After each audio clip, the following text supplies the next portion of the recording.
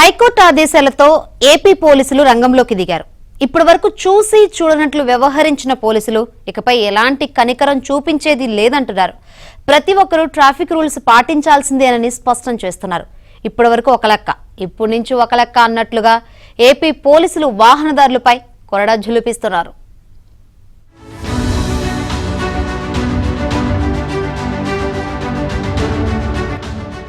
విజయవాడ పోలీసులు రంగంలోకి దిగారు.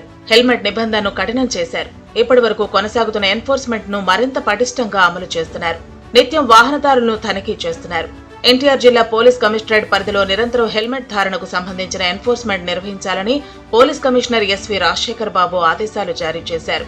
ట్రాఫిక్ పోలీసులతో పాటు లా అండ్ ఆర్డర్ పోలీసులను ఇందుకు ఉపయోగిస్తున్నారు.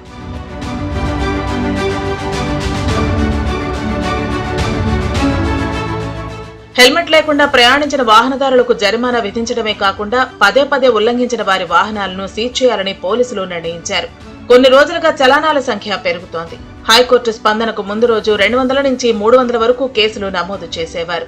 కొద్ది రోజులుగా రోజుకు 1000 దాటి కేసులు నమోదవుతున్నాయి. జరిమానాలు కూడా లక్షల్లో చెల్లిస్తున్నారు.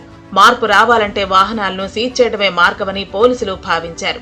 అయినా మార్పు రాకపోతే లైసెన్సుల వైపు చూడాలని భావిస్తున్నట్టు సమాచారం. 3 చలానాలకు మించి ఉంటే డ్రైవింగ్ లైసెన్స్ ను సస్పెండ్ చేయించాలని చూస్తున్నారు. ఈ మేరకు రవాణా శాఖ అధికారికి లేఖ రాయనున్నారు.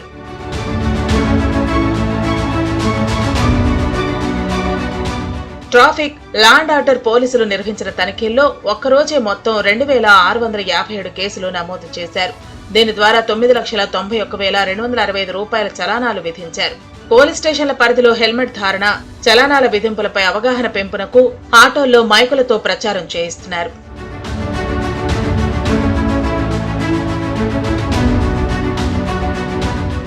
ఒకసారి ట్రాఫిక్ పోలీసులు జరిమానా విధించాక దాన్ని 3 నెలల్లోపు చెల్లించాలి. లేని పక్షంలో ఖచ్చితంగా వాహనాన్ని సీజ్ చేస్తామంటున్నారు Vijayawada traffic ADCP Prasanna Kumar.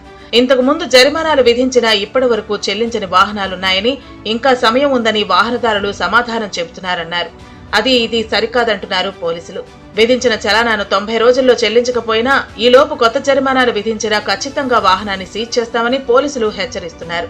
Helmet awareness start చేశాం.